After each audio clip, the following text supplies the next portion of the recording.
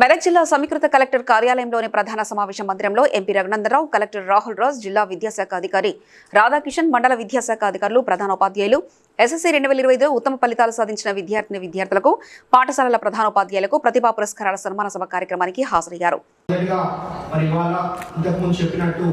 కష్టపడి చదువుకొని ఇవాళ టాప్ చేసిన స్టూడెంట్స్ కి విద్యార్థులకు అందరికీ కూడా పేరున మనస్ఫూర్తిగా హృదయపూర్వకంగా అభినందనలు. అదేవిధంగా I like to congratulate each and every student here.